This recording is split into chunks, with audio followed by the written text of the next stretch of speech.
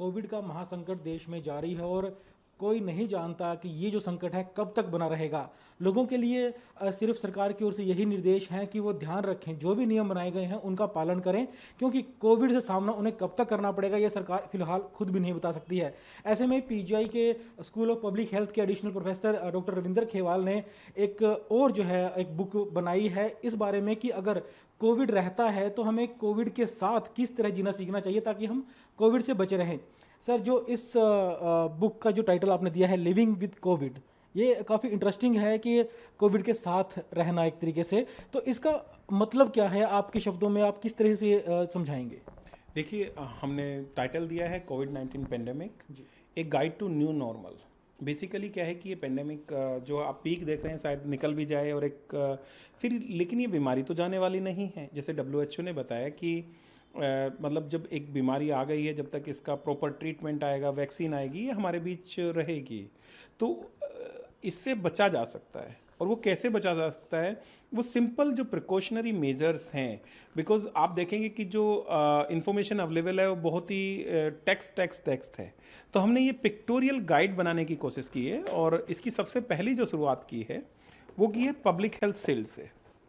अब आप पूछेंगे पब्लिक हेल्थ शील्ड क्या है, तो हमने एक पब्लिक हेल्थ शील्ड पहले राउंड से बनाई थी, अभी उसको न्यू नॉर्मल के साथ एक्सटेंड किया है।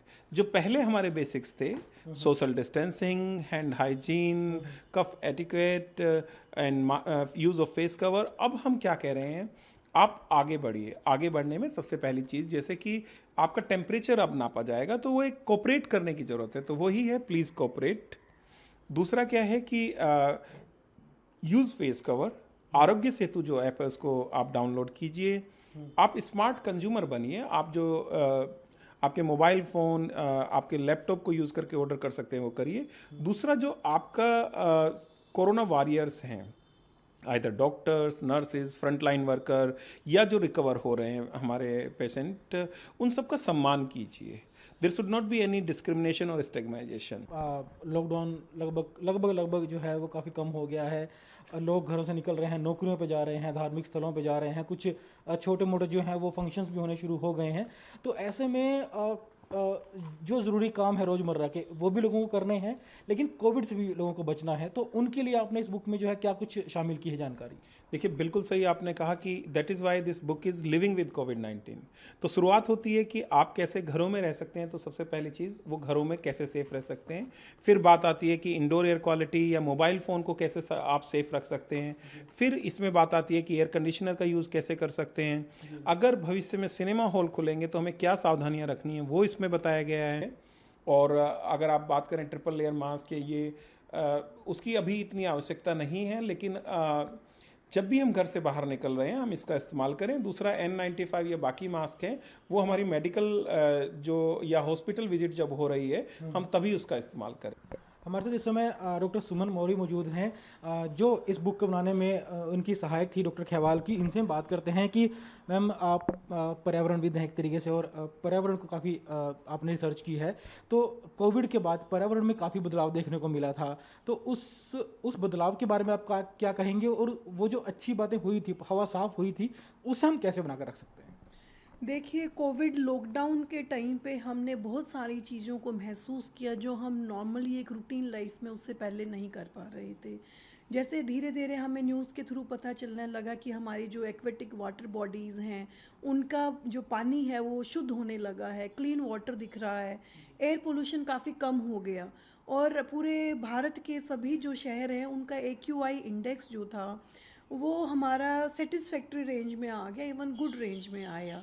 तो हमें धीरे धीरे इस चीज़ को हमने महसूस किया कि बहुत सारी ऐसी एक्टिविटीज़ हैं जो हम कर रहे थे जिसकी वजह से पोल्यूशन हो रहा था। तो हमें अब इस वक्त सोचना चाहिए कि हम अपनी छोटी छोटी स्टेप्स के थ्रू एयर पोल्यूशन जो है उसको हम रिड्यूस कर सकें, क्योंकि व्हीकुलर मूवमेंट इस टाइम पे बिल्कुल बंद हो गई।